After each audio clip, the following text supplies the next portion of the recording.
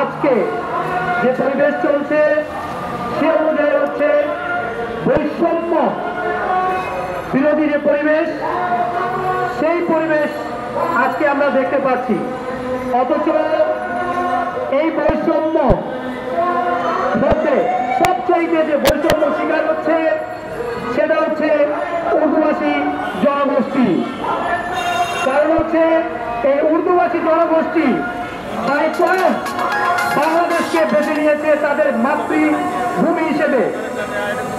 তারপরেও আজকে 54 বছর অতিবাহিত হয়েছে, কিন্তু এই অসহায় নিপীড়িত জনগোষ্ঠীর কোনো সমাধান হয়নি।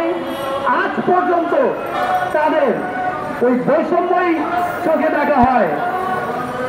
আমি এই মেসেজটা দিতে চাই, যারা আজকে বলছেন যে দেশে আজকের কোনো বৈষম্য নয়, সবকিছু সমান, তাহলে আপনারা যদি এই সময়ে আমাদের কোনো ভাগ্য পরিবর্তন এবং আমাদের স্থায়ী সমাধান না করে, তাহলে আমার বিশ্বাস আর কখনোই আমাদের সমাধান হবে না।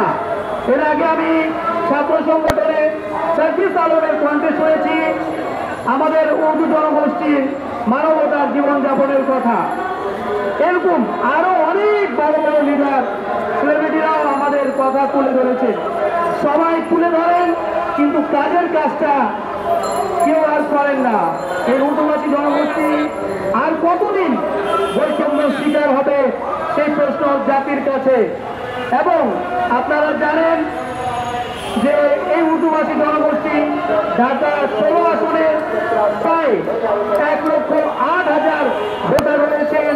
সেখানকার যারা লোকাল পলিটিশিয়ান রয়েছেন, আওয়ামী লীগ অথবা বিএনপি, যখনই যে দল ক্ষমতায় আসে এই ভোটের আকাঙ্ক্ষায় এই উর্দুভাষী জনগোষ্ঠীকে বন্দুকের নল ঠেকিয়ে তারা তাদের নিজের দলে অন্তর্ভুক্ত করতে চান এবং নিজের নির্বাচনী প্রচারণা কাজে বাধ্য করেন। প্রিয় সাথী বন্ধুগণ, আমার চোখে দেখা এবং বিভিন্ন গোয়েন্দা সংস্থার রিপোর্টে এটা বলা হয়েছে যে 5ই আগস্টের আগে যে কয়েকবার ঢাকা 16 আসন থেকে উর্দুভাষী জনগোষ্ঠীদের নেওয়া হয়েছে, সেটা নেওয়া হয়েছে জোরপূর্বকভাবে পিস্তলের নল থেকে সেভাবে করে নেওয়া হয়েছে। আমি নিজে সেখানে ছিলাম, যেখানে আজকে একজন ডিসি জেল হাজতে রয়েছেন, জসিমুল্লাহ, তিনি আমাদের নেতৃত্বের প্রধান নেতা জনাব সাদাকাত খান ফখরুলকে তিনি পিস্তল ঠেকিয়ে বলেছেন, যদি কালকের আন্দোলনে আপনারা সহমত পোষণ না করেন এবং সেখানে গিয়ে যদি আমাদের সাথে আন্দোলন না করেন, তাহলে এই ক্যাম্প আর ক্যাম্প থাকবে না, আপনাদের নেতৃত্ব আর নেতৃত্ব থাকবে না, সবাইকে পঙ্গু পালন করতে হবে। এটা আমি আপনাদের চ্যালেঞ্জ জানাচ্ছি। এই ভয়ে আমাদের নেতারা সব চেষ্টা করার পরেও এই হুমকি নামকে অপেক্ষা করো, তারা সেখানে এসে তারা যায়নি এবং তারা গিয়েছে এই ছাত্রদের পক্ষে, বাংলাদেশের মানবতার পক্ষে, বৈষম্যের পক্ষে। প্রিয় সাথী বন্ধুগণ, যে মানুষ আজকে এখানে মানববন্ধনে সভাপতিত্ব করবেন তিনি হচ্ছেন সাদাকাত খান ফখরুল।